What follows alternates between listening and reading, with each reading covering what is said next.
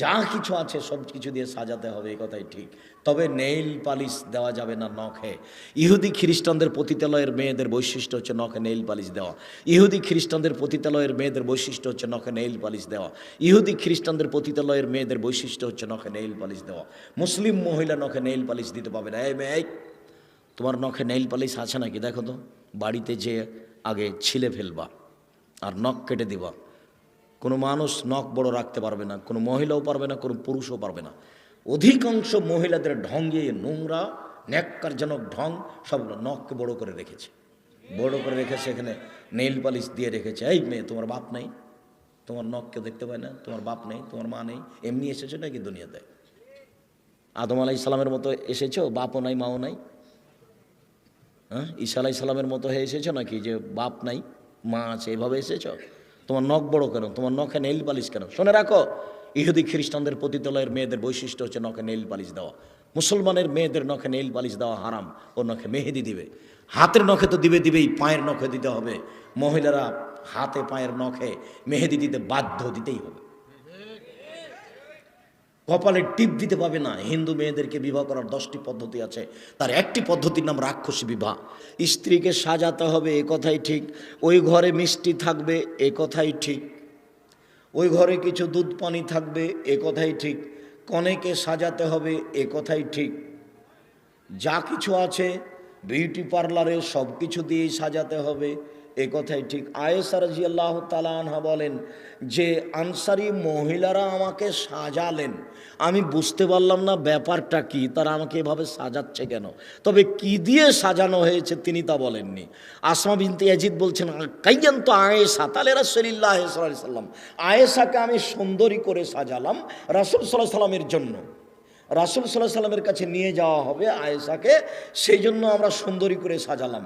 আয়েশা বলছেন যে আমি ঘরে বসে আছি, আল্লাহর নবী ঘরে ঢুকলেন, ঘরে কেউ নেই, আমি বুঝতে পারলাম না ব্যাপারটা কি। আমার বিবাহ হয়েছে 6 বছর বয়সে, এই কথা আমি জানি। তবে আজকে আমার 9 বছর বয়স, আজকে আমার বাসর রাত। বিবাহের 3 বছর পরে সকাল 8টা-9টার সময় বাসর রাত, মানে আমার স্বামীর সাথে সাক্ষাৎ। আমি তো আল্লাহ রসুলকে আমাদের বাড়িতে সকাল সন্ধ্যা আসতে দেখেছি। হঠাৎ একদিন দুপুরে এসেছিলেন তিনি কিন্তু দুপুরে আসতেন না। দেখতাম যে সকালে বাড়িতে আমাদের, বিকেলে বাড়িতে আমাদের। মোহাম্মদ সাল্লাল্লাহু আলাইহি সাল্লাম একবার সকালে আসেন, একবার বিকেলে আসেন, একবার সকালে আসেন, একবার বিকেলে আসেন। একদিন ঠিক দুপুরের সময় বাড়িতে ঢোকে বলছেন, আবু বকর জি, মেয়ে দুটাকে এদেরকে সরতে বলেন। বলছে এরা আপনার পরিবার, এরা যাবে না। আপনি কি বলছেন বলেন। মানে বাপ যেমন বেটি তেমন, কোনো সমস্যা নেই, মানে গোপন কথা ওদের সামনে বলা হবে না। বুঝতে পারেননি কথা? গোপন কথা তাদের সামনে বলা হবে না। তখন আবু বকর সিদ্দিক বলছেন, জি না, বলেন, কোনো সমস্যা নেই, আমিও যা আমার বেটিও তা, বাপ বেটি একই। তার মানে কি, কথার 19-20 হবে না। কথা আপনার যতই গোপন হোক না কেন, সে কথা প্রকাশ হবে না। বলে চলে যেতে হবে। ঠিক আছে, প্রস্তুত। চলে যেতে হবে মানে হিজরাতের সময় হয়ে গেছে। তো বাপ যেমন বেটি তেমন। তো 9 বছর বয়স, 9 বছর বয়সেও বুঝতে পারছেন না ব্যাপারটা কি। তো বাসর ঘরে নিয়ে যাওয়া হয়েছে তাকে। আল্লাহ রসুল ভিতরে ঢুকলেন, একটু পরে দেখলাম যে আসমা ভিতরে ঢুকলেন একটা দুধের গিলাস নিয়ে আমাকে বলছেন, আয়েশা এটা হাতে নাও, আল্লাহ রসুলকে দাও। তো আমি তো লজ্জা পেয়ে গেলাম, আমি তো মাথা নিচু করে আছি। তখন আমাকে ধমক মারলেন, এই গিলাসটা নাও, আল্লাহ রসুলের হাতে দাও। তখন আমি ধকচকিয়ে গেলাম, আমি একেবারে ভয় পেয়ে গেলাম। আমি ধকচকিয়ে গিয়ে গিলাসটা হাতে নিয়ে রাসূলের হাতে দিলাম। রাসূল পানিটুকু একটু দুধ পান করলেন। তারপর আমাকে বললেন যে তুমি পান করো, আমি পান করলাম। তারপর বললেন যে আসমাকে দাও, আমি আসমাকে দিতে গেলাম। তখন আসমা বলছেন, না না না না না না না, আমি আয়েশার হাত থেকে নিব না, আমি আপনার হাত থেকে নিব। তখন আল্লাহ রসুল বলছেন, আয়েশা দাও, আমার হাতে দাও। তো আল্লাহ রসুল নিলেন, তারপর আসমাকে দিলেন। আসমা আবার দুধ পান করলেন। তাহলে যে বাসর ঘর সাজাচ্ছে সেও এই খাওয়ার অনুষ্ঠানে অংশগ্রহণ করবে, তবে ভাবি নয়, চাচাতো বোন, খালাতো বোন, ফুফাতো বোন নয়। এরাই যদি বাসর ঘর সাজায় তাহলে জেনা আগেই হচ্ছে, তাহলে সংসারের সূচনায় জেনা, তাহলে এই সংসার ভালো হবে কি দিয়ে? বর কনের বাড়ি হলুদ মাখতে যেতে পারে না, তাহলে সূচনাতেই জেনা, এটা ভালো হবে কি করে? কনে বরের বাড়ি হলুদ মাখতে যেতে পারে না, তাহলে সূচনাতেই জেনা, সময় ভালো হবে পরিবেশ কি করে? কমিউনিটি সেন্টারে মেয়েটাকে এভাবে সাজিয়ে বসানো যাবে না। সবাই দেখবে পুতুল সেজা আছে ঢং মং করে, এগুলো করা যাবে না। যা কিছু আছে সব কিছু দিয়ে সাজাতে হবে, এই কথাই ঠিক। তবে নেইল পালিশ দেওয়া যাবে না নখে। ইহুদি খ্রিস্টানদের পতিতালয়ের মেয়েদের বৈশিষ্ট্য হচ্ছে নখে নেইল পালিশ দেওয়া। ইহুদি খ্রিস্টানদের পতিতালয়ের মেয়েদের বৈশিষ্ট্য হচ্ছে নখে নেইল পালিশ দেওয়া। ইহুদি খ্রিস্টানদের পতিতালয়ের মেয়েদের বৈশিষ্ট্য হচ্ছে নখে নেইল পালিশ দেওয়া। মুসলিম মহিলা নখে নেইল পালিশ দিতে পারবে না। এই মেয়ে, তোমার নখে নেইল পালিশ আছে নাকি দেখো তো। বাড়িতে যে আগে ছিলে ফেলবা আর নখ কেটে দিবা। কোনো মানুষ নখ বড় রাখতে পারবে না, কোনো মহিলাও পারবে না, কোনো পুরুষও পারবে না।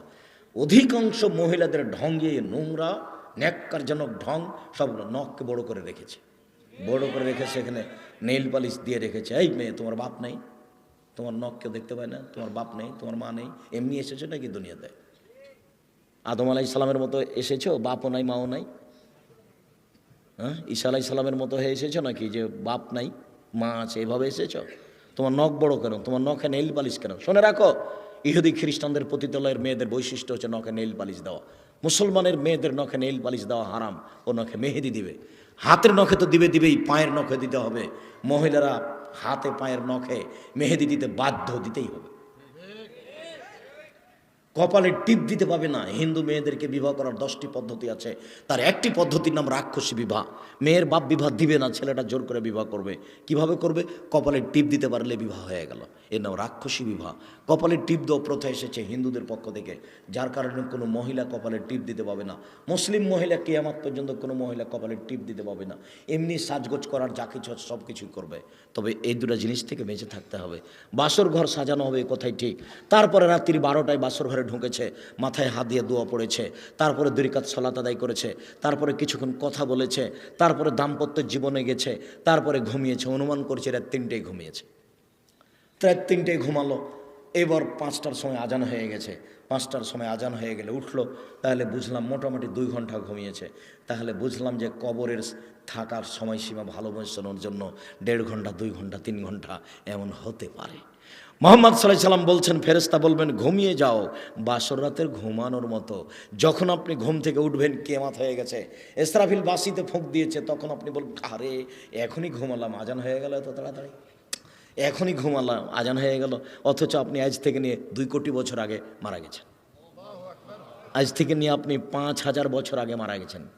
আজ থেকে নিয়ে প্রায় 5,500 বছর পূর্বে ইরাকের ব্যাবিলন শহরের উর নামক গ্রামে ইব্রাহিম আলাইহিস সালাম জন্মগ্রহণ করেন। ইব্রাহিম আলাইহিস সালাম যে কুরবানি করেছিলেন, সেই কুরবানি আমাদের কুরবানি। তাহলে ইব্রাহিম আলাইহিস সালাম আজ থেকে নিয়ে 5,500 বছর, প্রায় 5,000 বছর আগে থেকে কবরে আছেন। যখন ঘুম থেকে উঠবেন তখন একটু এলোমেলো, আহারে এত তাড়াতাড়ি ঘুম থেকে উঠে গেলাম, এইমাত্র তো ঘুমালাম। 4 কোটি বছর আগে যে মারা গেছে, যদি ভালো মানুষ হয় তাহলে ঘুমিয়ে গেছে, যখন তার ঘুম ভাঙবে তখন এখনই ঘুমালাম।